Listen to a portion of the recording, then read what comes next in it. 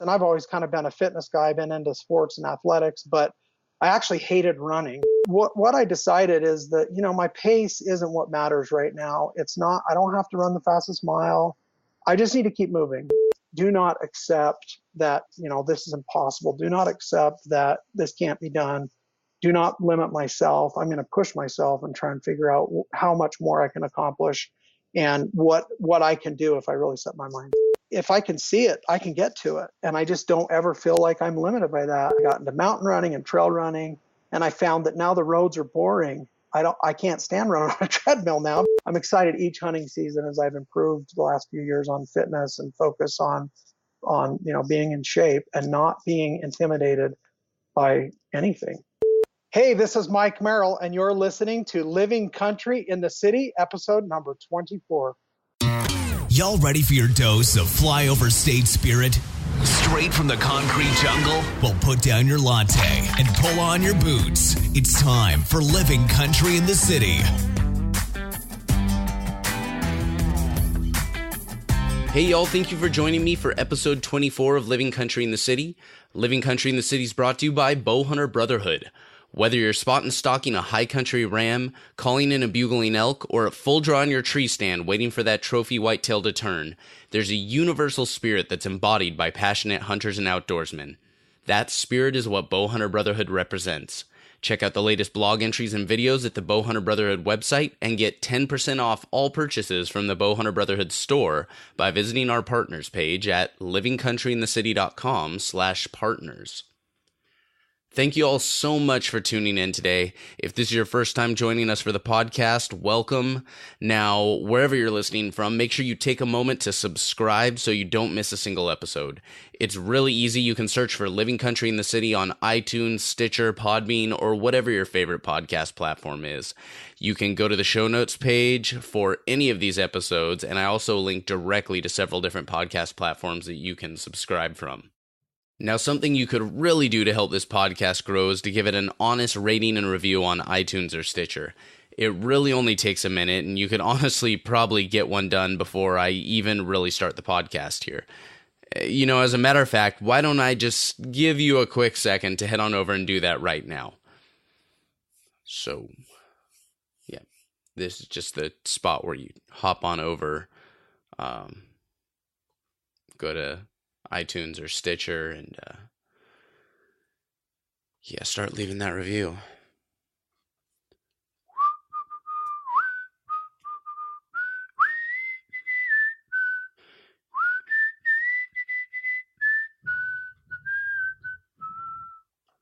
You aren't just sitting here listening to this, are you? You're actually going over and giving me some stars and writing nice things about me, right? You're not, because if you're just listening, this is kind of creepy. Well, anyway, now that you're back from leaving me an honest review and rating on iTunes or Stitcher, we can get into it.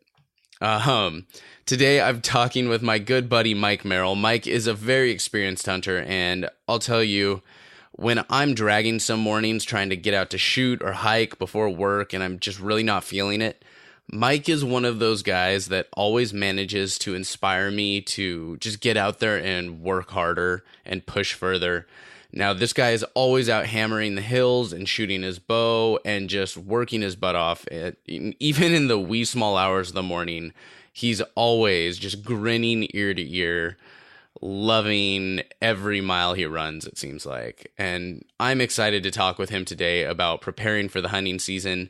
So without further ado, Mike, thank you so much for joining me today. You bet, Sam. Thanks for having me, man. Appreciate it. So really quick, why don't you just give us an intro about kind of your history with hunting and the outdoors and fishing? Okay, great. So I grew up loving the outdoors, hunting, fishing, backpacking, hiking, all those types of things. Grew up in the Boy Scouts. Spent my life just trying to get out of doors as often as possible. So as a young man, probably like a lot of people, my dad was a weekend deer hunter and rifle only. And in fact, what's kind of funny is I think I was probably 17 or 18 years old when I finally realized that the deer hunt went longer than Saturday. So, uh, so I kind of, as I got more into hunting on my own and kind of grew up loving it, I, of course, found my passion and have continued on that for the last 35, 40 years. And found out that they issue tags for more days than the weekend, right? Yeah, that's right. So, and it's funny because I grew up in a big family, had actually 13 kids in our home, so 7 Wow. boys and 6 girls. So huge family. So the deer hunt was quite an adventure, and it more ended up just being a night up in the mountains in the motorhome where we got a campfire, stuffed our pockets full of saltwater taffy, root beer barrels, butterscotch, and we'd hike up the nearest ridge, sit there for a couple of hours until it was time to go home. So, wow. So, do any of your brothers and sisters, do they hunt or? So yeah, it's kind of unique for me. And my dad actually passed away when I was 13, so I was pretty young, and died of a heart attack. He was young; he was only 45 years old. So I didn't really have a whole lot of hunting history or background growing up, but I was always so drawn to it that I made my older brother Chris take me hunting every year. And so even though I couldn't get my own tag until I think the year I was 15, they finally allowed 14-year-olds to get a deer permit in Utah. And so at that point and from then on, I've just always had a tag and always made sure I got out on the hunt. So now, tag or not, what was the age you were at when you took your first deer? So I was about 18 years old the first time I took a deer. So okay. I grew up not, again, the weekend hunter mentality was, we were lucky to see a couple of does usually. So I didn't really have the background of really understanding. We had one pair of Sears 1050 binoculars that we kind of shared. It was just really not an environment where I was going to learn a whole lot of skill. And so I had to kind of pick that up on my own. And my girlfriend at the time, towards the end of high school, her father was really into hunting. And so I really glommed onto that and hung out with him as much as I could and learned about good optics. And so by my early 20s, I was, saving all my paychecks and my extra money to buy, Zeiss and Swarovski and getting Leopold scopes and getting better weapons. Eventually, I got into archery, where I really found my passion about 15 years ago. And so I try and use my bow just about whenever I can now. So what got you started on archery versus rifle hunting? So my she's my wife now. So we did end up getting married, but my girlfriend's father would always shoot whatever buck he could have an opportunity at with his bow. And that always ended up being his meat buck.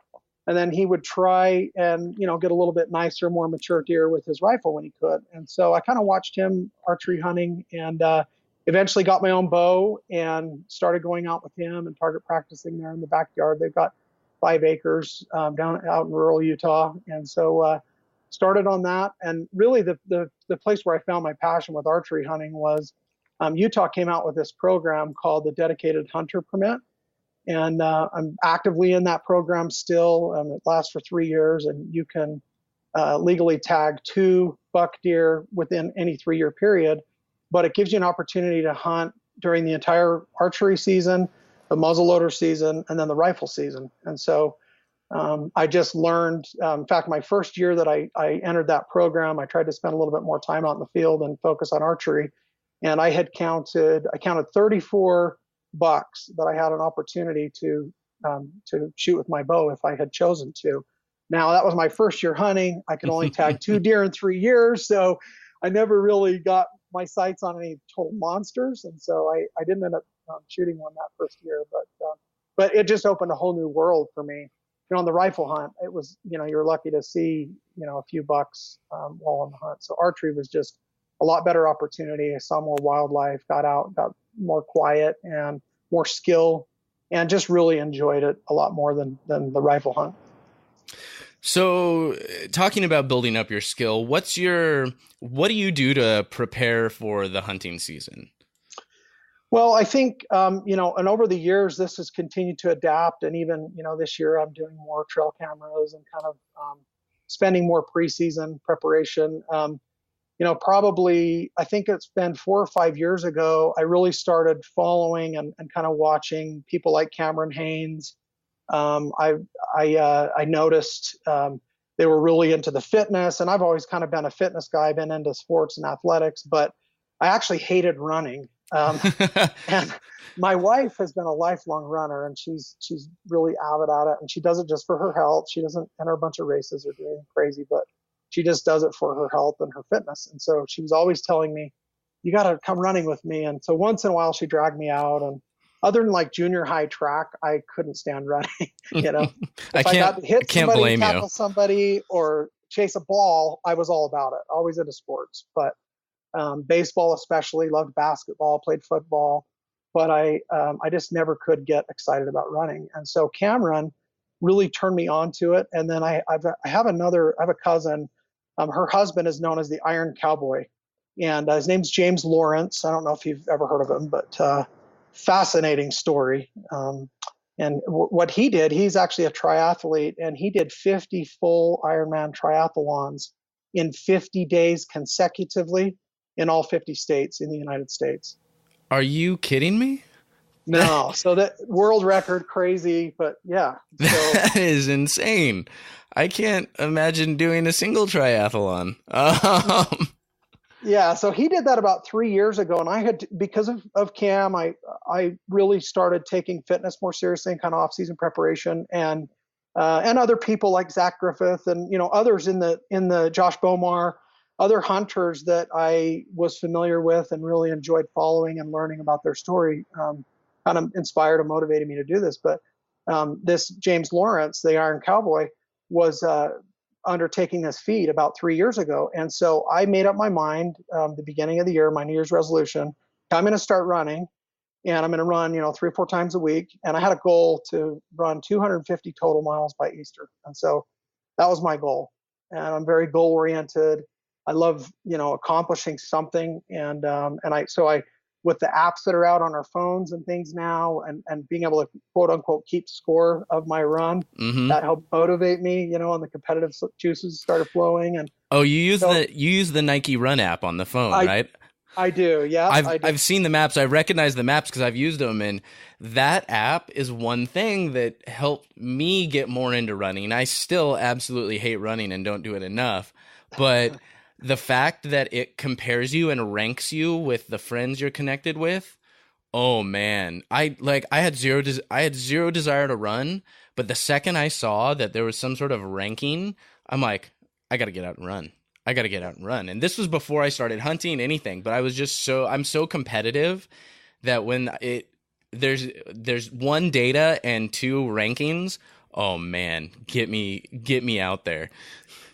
Yeah. So and it's funny. I'm built the same way. I think the same way. I really, it just drives me. And so then I thought, okay, I've got a goal now. So by Easter, I got to hit 250 miles. So the Saturday before Easter, I think I landed on 254 miles.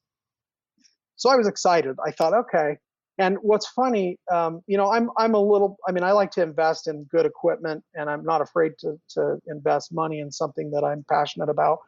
But I had not decided that I was a runner yet. So I'm buying these, $30 Ross Dress for Less shoes that look like running shoes, whatever I could get. And my wife's like, you really need to get yourself a nice pair of shoes, like these Hokas that she had, and Under Armour had some awesome fat tires that were out. And I told my wife, as soon as I really feel like, okay, I'm committed to this and I'm now a runner, then I'll start, investing in it and taking it a little more seriously. So I ran for a few more months, and what I decided at that time of Easter, I thought, well, okay, I'm getting better at this, getting faster. I'm actually enjoying it a little bit. It took me about a month to really enjoy it. And the other thing, and this is kind of a secret, at least for me, what I decided is that, my pace isn't what matters right now. It's not, I don't have to run the fastest mile. I just need to keep moving. If I have to walk because I'm, just have to for a minute, or this hill is too steep, I'm okay with that. I'm not in a race. I'm running to be fit and to get into shape and to feel better. And so that really allowed me the latitude that I needed to kind of hit that stride and to find that passion and to really start enjoying it for the sake of running, as opposed to like it was a chore or it was something that was a punishment, you know. So that was something that was key for me. But that year that I started that goal, that was it's been 3 years ago now. James had this Iron Cowboy had determined that he was going to do this 50-50-50, and he already had like the world record for most triathlons or half triathlons in a year and a couple other records, but he really wanted to push himself. And so we were at like I think it was a Memorial Day holiday picnic with the family. We were getting together after visiting graves and spending time together. And I was talking to him about this, and he was in about 2 months from that time, he was getting ready to embark on this journey. So I decided, well, I'm going to get in shape, and I'm going to run a marathon with him, even though I've only been running for like 5 months at this point. Mm-hmm. Like my furthest run was like 7 miles by that point, you know? So then I had another goal, and I'm like, okay. And not only that, I'm going to run 1,000 miles this year. So I thought I got to run 750 the last 3/4 of the year, and sorry, 2/3 of the year. It was already April, Easter time by then. So I set those two goals, and we got closer to James doing this 50-50-50 thing.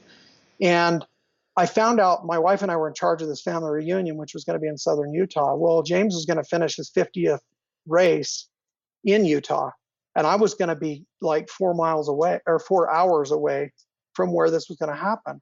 So I was literally like depressed and sad and felt like, oh my gosh, how could I miss this? This is half the reason I'm even doing this, is to be a part of it. I'm so excited. And my wife said, well, you're traveling for work all the time. Why don't you just fly out somewhere and run with him wherever he's at? That makes sense. So I'm like, why didn't I think of that? You know? So I booked a flight for like 5 days from that date and flew out to Waconia, Minnesota. Never heard of the place. and decided I was going to run this marathon for the first time. And so I flew a red-eye flight, got there at 6:30 in the morning. He was starting his swim at 7:30 in the morning. So I went straight from the airport to, it ended up being at a Lifetime Fitness because there were like 4-foot swales at the lake he was going to swim in. So he had to do it indoors. But went and watched him do that, sent him off on the bike ride. And that evening, he was going to finish up with his run from about 5 p.m. till 10:30 or 11 p.m. So I went and took an hour and a half nap at the hotel. So now I'm going on 3 hours total sleep. An hour and a half of it was on an airplane. And I'm getting ready to run a marathon. So anyway, I ended up doing it. I made it. He encouraged me. He helped me. He was wonderful. And I finished this marathon with him. And it was just, just such an amazing experience to be a part of that and to watch him accomplish this. 9 days later, he finished his 50th. He accomplished this. Doctors said, you're going to die doing it. Your body can't handle it. It's not possible. And, he just had a book come out and some really, a movie and some other things. Really fascinating story. But it's people like that just do not accept that, this is impossible. Do not accept that this can't be done. Do not limit myself. I'm going to push myself and try and figure out how much more I can accomplish and what I can do if I really set my mind to it. So that is absolutely amazing. Now, have you seen since you've been getting into fitness and running more, have you seen your hunting style change? Oh man, it really has. The thing is everybody see, when you have quality optics and you get spotting scopes and you have the ability to reach out pretty far and see game up on a mountainside or up in a canyon or up in the cliffs, it's really easy to say, oh man, that's a big buck. That one's worth hiking up there. But very few people actually ever do it. And so now, if I can see it, I can get to it. And I just don't ever feel like I'm limited by that. And even this year, even in the last few months, another thing that, Cameron Haynes has been packing his pack full of rocks and hauling stuff up mountains forever, right? Well, I started doing that. I got into mountain running and trail running. And I found that now the roads are boring. I can't stand running on a treadmill now because I don't get the same workout. And so I kind of, got my pace and figured out there, I've got a really steep mountain here, really close to my house, about 1,000 feet of gain in the first mile. And I run as much as I can, and then I hike fast up what I can. And in about 3 months, I improved my pace by about 8 minutes in that first mile. Oh, wow. So it's just a whole different, the last few weeks, I've been putting a 50 or 60 pound pack on my back and doing the same thing. And I'm not that much slower now, but it's just my fitness level, my endurance, my ability to move quickly and have confidence is just, it's a whole new level that I've never had. So I'm excited each hunting season as I've improved the last few years on fitness and focus on being in shape and not being intimidated by anything. Well, I mean, I have to say, every time I see one of your photos pop up on Instagram of you running, and one, I did not know anybody but Cam Hanes could smile this much while running this far with a pack. And guys, if you haven't checked out Mike's Instagram, we'll post up a link to it on the show notes page. It'll be livingcountryinthecity.com/24. But you've got to check this guy out. I mean, if you want like encouraging and inspiring photos, like it's nonstop, the biggest smile. He's hauling butt up these mountains, and it's just super inspiring. It's super inspiring for me. But I'm the same way where I run on a treadmill when I go to I work with a personal trainer twice a week, and I run on a treadmill for that. And it's funny when I compare that to even just when I run on the street, it's so much more difficult. Like I feel so much more tired and winded when I run on a treadmill versus doing that same pace on the street, just because I'm sitting there staring at the 10th of a mile tick by slowly and then, but at least, when you're running on the street, there's distractions, you're listening to music, there's stuff to look at. And then the one thing I just really want is to be able to run a little bit more in nature. And that's one of the difficult things for me being in the city is I just don't have access to that. And I'm starting to kind of look around, and a lot of the parks here, you don't necessarily want to run in at night. Yeah, right.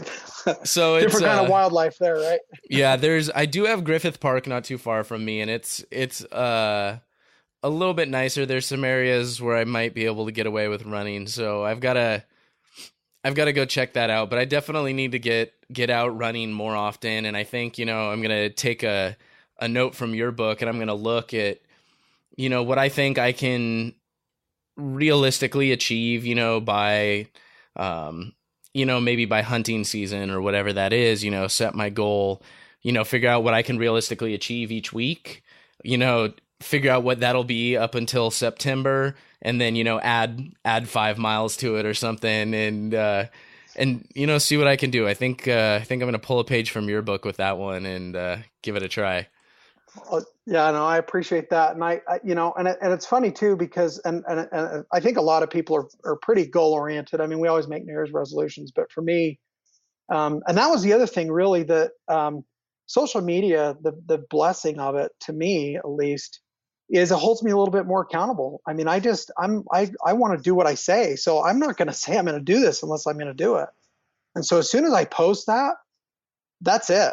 I mean, I have people that, like you're mentioning, and mentors and people that inspire me. And I get words of encouragement, people cheering me on, people that I maybe haven't seen them for 20, 25 years, but we're motivating each other, and we're helping each other along. And it's those messages of encouragement and those people that are cheering for you that really keep me motivated. And even when one of the things that I hear from a lot of people, how do you even stay healthy? Now I got these Fat Tire 2 Under Armour shoes that I just love. I mean, I couldn't find any Keep Hammering ones that Campaigns wears, but so I had to buy the ones that Under Armour would sell me. But I just love those shoes, and I can, they look like a big knobby mountain bike tire, like a Fat Tire mountain bike, and I've been able to run anywhere and up anything, and I've been able to stay. I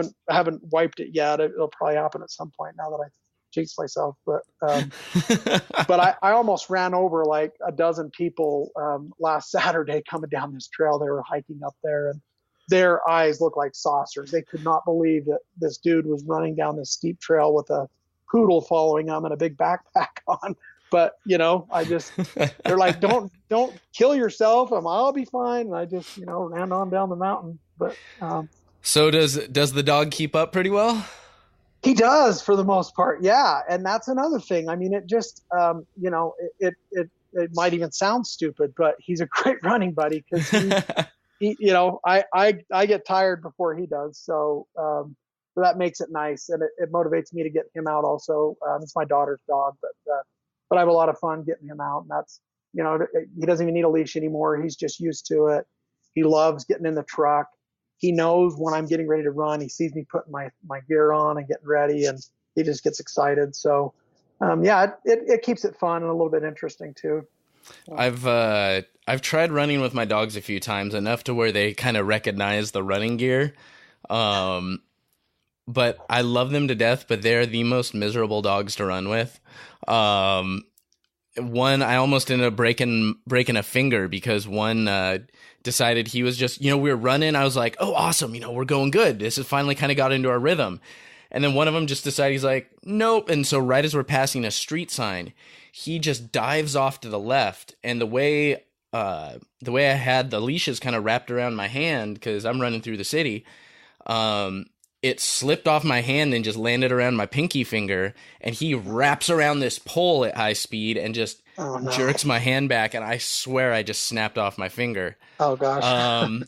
And yeah, that was the last time I ran with them for a while.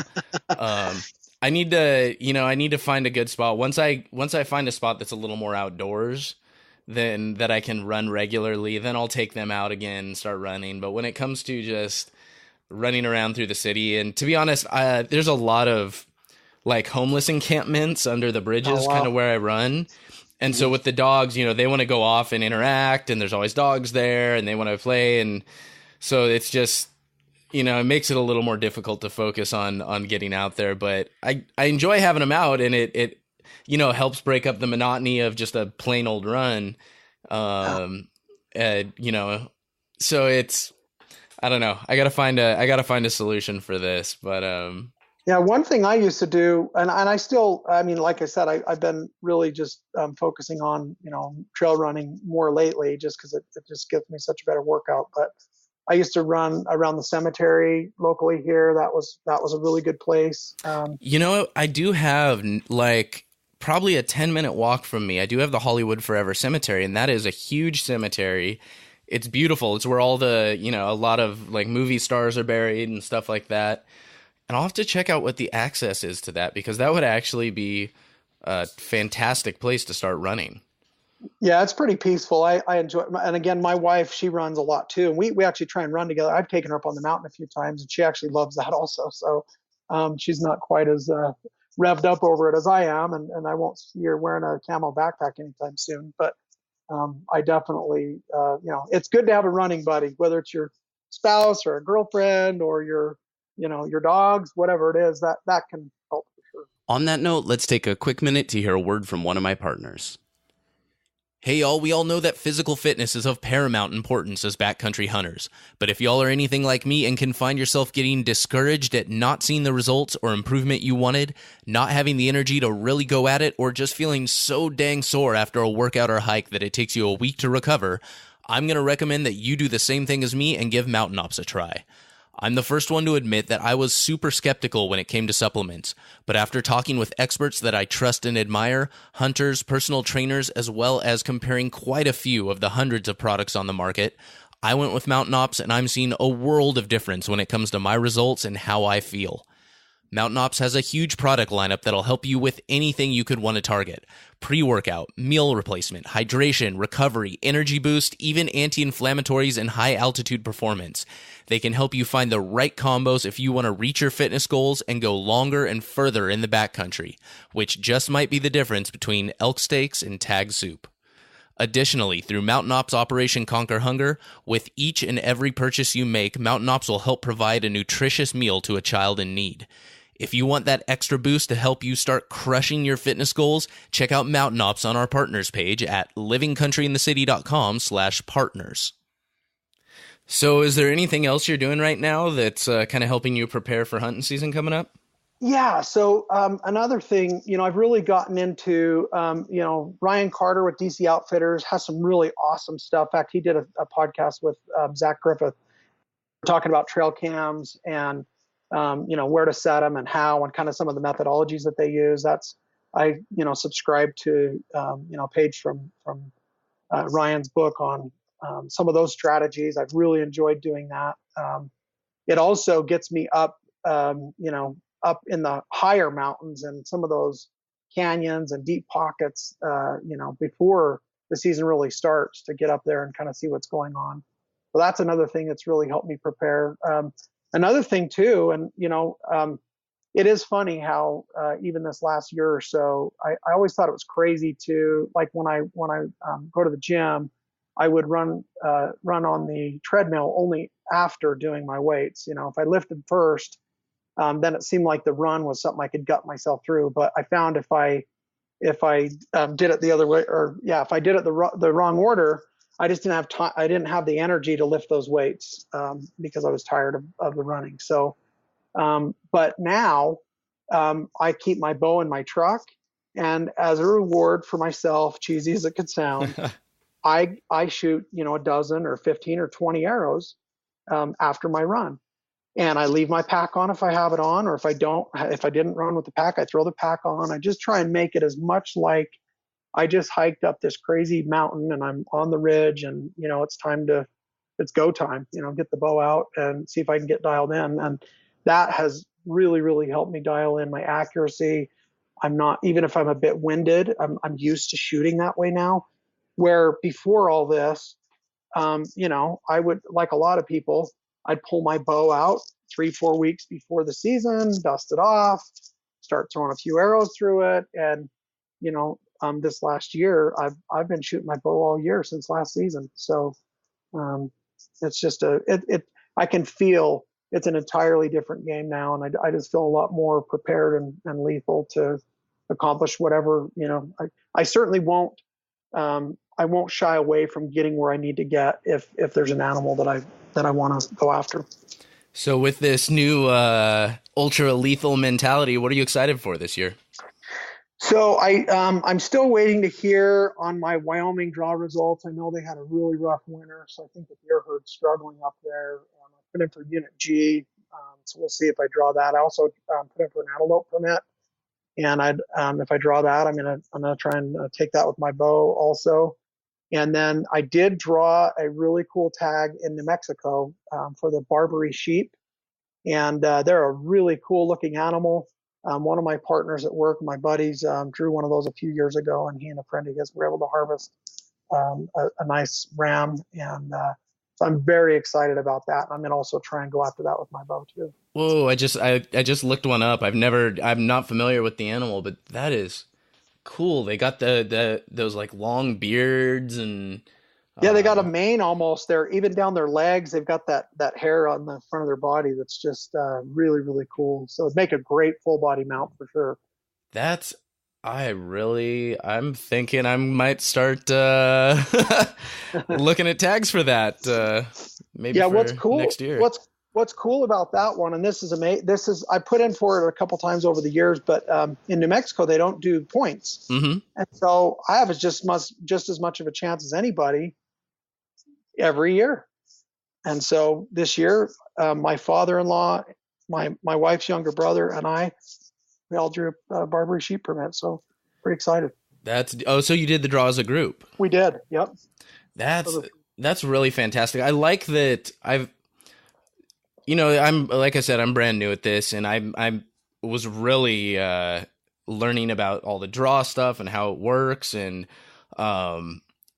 finding out that they let you draw as a group, I thought was one of the most interesting things, because, you want to be able to go hunting with family and friends, and, you don't you're not everyone's able to necessarily go on 3 separate hunts, and so everybody can go on everyone else's hunt.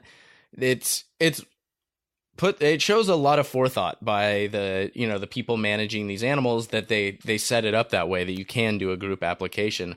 I just thought that was a cool feature that I don't think a lot of new hunters know about. Yeah, you're right. And I know the other thing too, in the states that have points, what they do is they give that advantage to the guy with less points, and kind of average those out. So you've got a better chance if you do put in with people that have a few more points. And I've benefited from that in Wyoming in the past, where someone else had more points than I, and we put in together and harvested a pretty good buck in Unit H a few years back. And so really, really excited about that. I've got 16 moose points in Utah for the Shiras moose, and I think it'll probably be the next few years. I'll probably draw that permit, and that will absolutely be an archery experience for me for sure. So yeah, there's just lots of great hunts around, and you can only do so many in a year when you've got a full-time job and a family and other things. But oh, you're preaching to the choir. My starting this new job about a year and a half ago, my vacation day allotment suddenly got a whole lot tighter because I didn't have seniority anymore.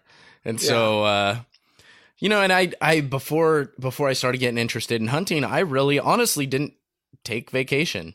I didn't need much more than a weekend or the holidays. Occasionally I'd maybe do something during the summer, but when I started getting into hunting, all of a sudden I started realizing, oh man, I got to figure out a way how to how I can hunt over weekends a little bit better. I need to get those. I'm getting into the world of the Saturday tag. Yeah. Oh yeah. No, it's a tough thing to do for sure. And that again in Utah, that's why I have just, I'm a very big proponent of that dedicated hunter program. If you're not familiar with it, we commit 32 hours of service in a 3-year period to wildlife and projects, building fences, breaking trails, cleaning up trash, watching, helping boats that are coming out of lakes that have the tiger, zebra mussels, and making sure that they're not transporting those anywhere. So you're doing inspections. I mean, anything that's helpful, you're donating time for. And then as a reward, you get to hunt all 3 hunts. And, one of the give backs is I'm only going to tag 2 deer in 3 years at the very most. And which for a lot of people is a lot more than they expect out of 3 years. Yeah. It definitely could be. But if you really get out on those hunts and you're out in the field that often and earlier before the rifles start cracking and people chasing deer all over Hades and they're scattered everywhere, you have a lot of opportunities that you're just not going to get otherwise. They also have one other requirement to attend they call it a RAC meeting. It's a Regional Advisory Council. And it makes you've got to go and attend and sign up on a list. And that's where they make the laws and make adjustments to regulations.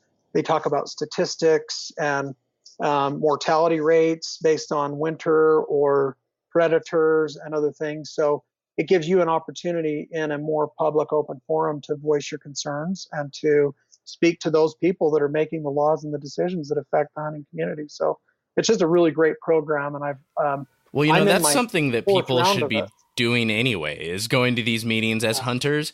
We should be involved in those. We should be finding out locally where those meetings are and going to them. I mean, we shouldn't necessarily need a reward to get involved in that way. Cause that's our future and our posterity's future that we're managing. And if we put our voice in, that's, we have no excuse otherwise. Yeah, it's a very valuable resource, and we're blessed to have the opportunity to continue the tradition of hunting.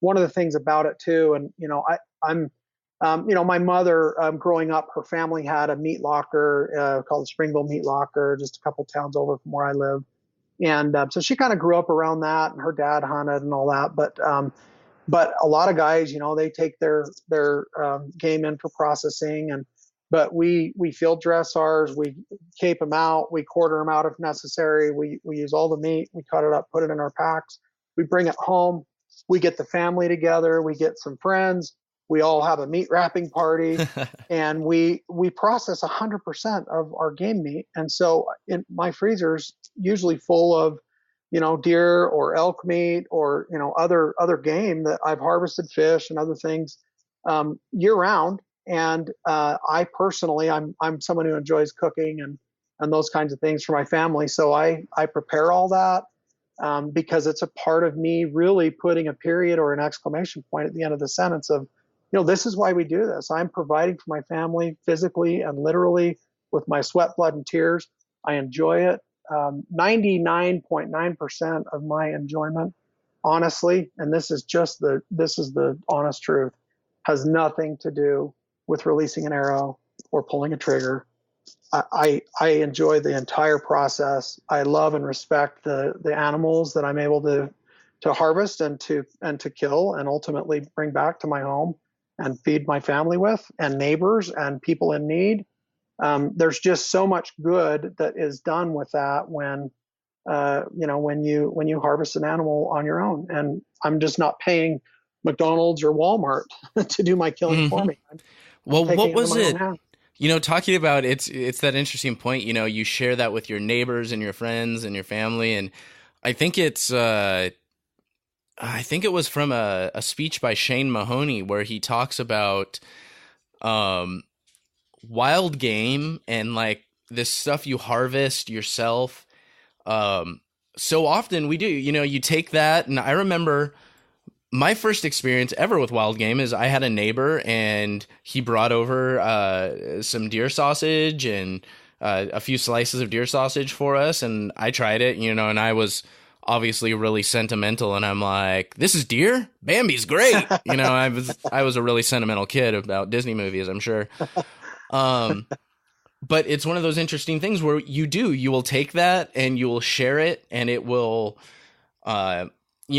it feeds even more than just your family, and it feeds the community and builds your community, and causes it to grow. And you don't get that with a steak you bought from the store. It's like, what happens? Are you going to go pick up some I mean, don't get me wrong. I'm not going to complain if any of my neighbors rolled up and said, hey man, I got you a tri-tip. But you do that in most places, people are going to look at you kind of weird. Be like, what did you do to it? Yeah. Why are you giving it to me? Is it old? Right. What? Versus, what's wrong with it? Yeah. Versus you roll up and you're like, hey, I'm a hunter. I went out and I harvested a deer this year, and I just wanted to share it with you. People are like, that's so cool. Well, I mean, for the most part, I've definitely got some neighbors who would not appreciate that too much, but right. I might actually get an earful from them about how cruel and horrible of a person I am. But that's also Los Angeles for you. But right. Yeah, and another thing that I'll do, I'll make, and my brothers, my family, my friends, they all know. I mean, I like to bake cinnamon rolls, or my mom did that when we were growing up at the deer hunt. We always had these cinnamon rolls, and it's kind of nostalgic a little bit. So I've kind of kept that tradition going. I'll make up a big batch of cinnamon rolls. I'll make jerky from the previous year's, animals that I've harvested. And we're enjoying jerky and cinnamon rolls and this camaraderie on the hunt that you don't get any other way. And in fact, I can't think of anybody yet that I've ever taken as a guest or a friend or family member that came on a hunt that didn't want to come back the next year. I mean, a lot of people that I have brothers-in-law, and some of my brothers aren't really into hunting, but they absolutely come and join in and help out. And, I can't tell you how many elk I've helped somebody else pack out, drag out, cut up, that I didn't even know, but they were up on the mountain and they had an animal down, and it's hot, and you're trying to help them get it down to the bottom of a canyon, and, you're not seeing anything. And it's like, I got a few hours instead of going back to the truck and taking a nap. Let's get this thing taken care of. And that's just a brotherhood that exists within the hunting community that I know, and all of the people that I'm used to, seeing out in the field and being in that community. So it really stands for, for me, it just feels like it's just super American.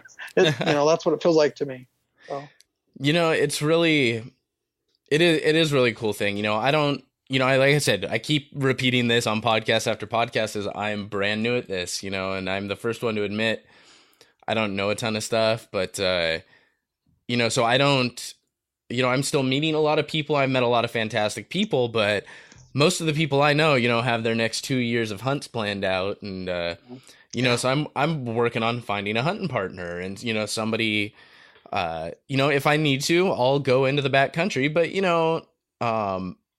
for safety's sake and just the fact that I'm going out and hunting elk, rather than, necessarily whitetail, it's going to be a bit more effort if I get something to get that out. And, my two best friends, neither of them are hunters, but they're used to me talking about all of this and I won't shut up about it. And my coworkers probably wish I would. But I'm talking with my two best friends and they're both hikers and neither of them are opposed to hunting, but neither of them have a desire to do it. And, one of them, my buddy Matt, he's like, well, I should just come out with you on one of these hunts.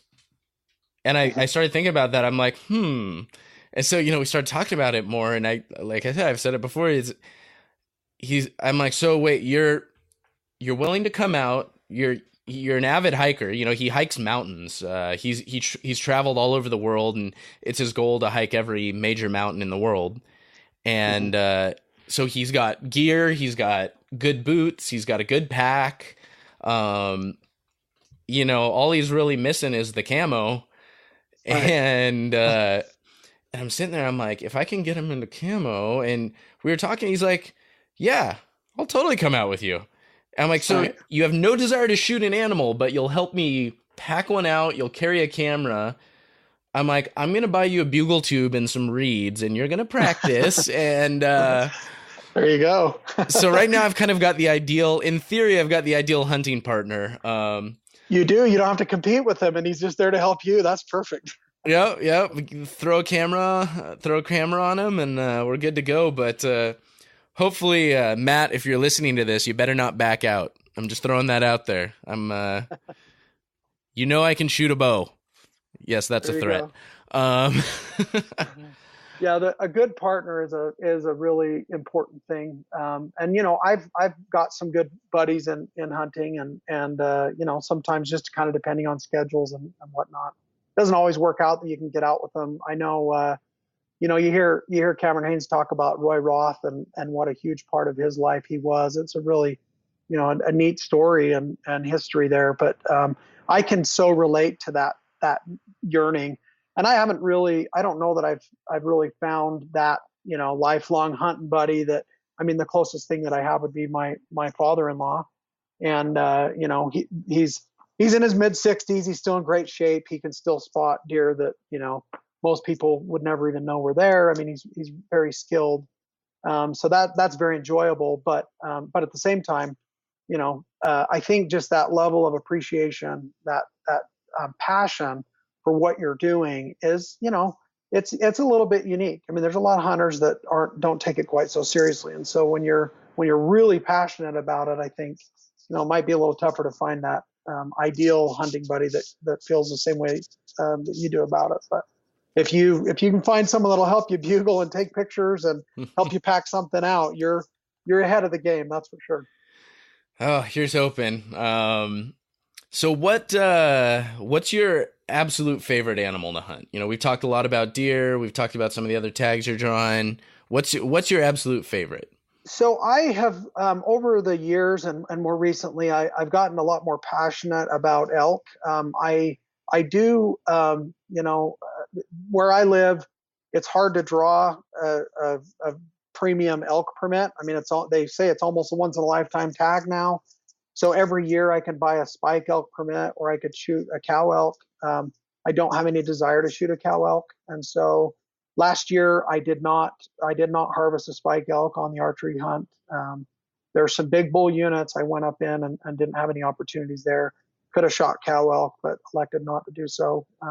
So I'm really enjoying elk generally. I've been a mule deer hunter my entire life, and that's something that I always love. But I think elk with the bugling and the rut the way that it is, and just how majestic they are as an animal, The meat is wonderful, and they're a big animal. So when you're able to get one, you really do pretty well on the meat. I mean, I've killed some decent deer that, you end up with 50, 60 pounds of meat, and, it doesn't last a real long time. So a bigger animal is better. Bear hunting is something else that I really enjoy. I haven't done that annually.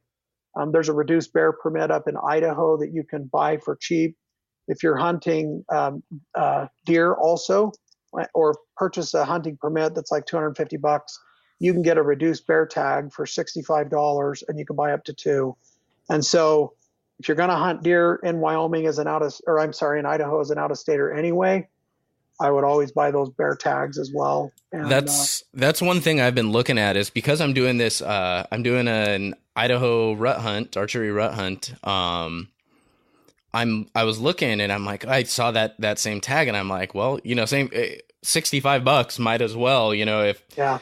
And then I was also looking at picking up wolf tag as well, because just with the amount of wolves out there, nobody's obviously, everyone's like, shoot a wolf, shoot a wolf, shoot a wolf. Yeah. The wolf population, unfortunately, is doing too well, and there's a problem. There's wolves in Utah now too that have gotten down into this area. I don't think real commonly, but they are here, and that's a problem. Especially, the bears are very tough on those moose calves and elk calves. Moose really struggle with black bears. I know the thing about Idaho, and where we hunt bears there, it's about an 11 or 12-hour drive from where I'm at. It's up near the Panhandle, okay, northern Idaho. But the first year that I went, it was raining like crazy on that first day that we hunted, and we spotted 6 bears off the road like deer up on hillsides, and that were 1,000 yards away or less. I mean, just they were everywhere. Oh wow! And so that's that's an opportunity where you don't need dogs. We didn't have bait, and we got a couple bears that year, and so there's a lot of opportunity out there. There's a lot of game that needs management. Have you seen it? Irritates every time I see it. It irritates the hell out of me for 2 reasons. But it floats around every few months to every year. There's a time when it'll get passed around. It'll float around again, and it's this video, and it talks about like Mother Nature is so amazing. I think they were talking about. Crud. Now I always get them confused, and one of them's in my state, Yellowstone and Yosemite. Which is the one that's? Yeah, Yellowstone. Yeah, Yosemite's up in California. Yellowstone is up in northern Idaho and Wyoming. I've been alive for 34 years, and to this day, I still cannot keep them straight. But it's talking about with a Y. Yeah, there you go. It's talking about the wolf reintroducing wolves into Yellowstone, and it's just this whole Mother Nature is so glorious, and look what happened when wolves were reintroduced. It started reducing this, and it redirected rivers, and everything is so beautiful. And I'm sitting there, and I just fume as this thing keeps. I'm just sitting there stewing as this video keeps going and going and going. One, because they keep calling elk deer, which I'm just like, come on, basic research. This is obviously not a deer. And 2, I'm like, yeah, you know what? It did balance out things for a while, but they didn't take into account that there's nothing then to balance out the wolves, and the populations are going to grow, and they're going to spread to other states. And I'm like sitting here fuming the whole time. And anytime, oh man, I was a keyboard warrior. When my friends would post that, I'd be like, actually, tap, tap, tap, tap, tap, tap, tap, tap, tap, tap, tap. And my friends would all be like, dang, dude, like, you got something. How do you really feel about it? Just fired up. Yeah, the wolves are a problem for sure. They're the top of the food chain, and black bears they need to be managed for a similar reason. I mean, at least they're omnivorous to a degree, but they may feed on some carrion here and there, but they're tough on those populations of deer and elk and moose. Well, and they need to be managed. Our deer here in California are almost non-existent because of the black bears. We've got our black bear tags it's basically, there's a reporting limit, and then anybody can buy a tag. It's, it's super cheap. I think it's like $30, but anyone can buy a tag until that limit's reached, and then it's never reached. But Right. that's one thing. The two things, just kind of to get my hunting in here in California, I want to start doing more trips to look for bear, and I want to start doing more trips for pig, because we have, here, that's the other thing we have just more than an overabundance of here in California is pig. Yeah. And those are things I can do with over the course of a weekend. For bear, I could do, I could take a 1-2 hour drive and find some spots that might have bear, and 2-3 hours for good spots for pig. And so, that's something I can do over a weekend, pack in the tent, do some dispersed camping, and doesn't all have to be these grand out of state hunts that I desperately want to do, but yeah, and like your question earlier, that's where trail cameras can be very helpful. I know, some of your podcasts and a lot of them that are out there now, a lot of people use Google Earth.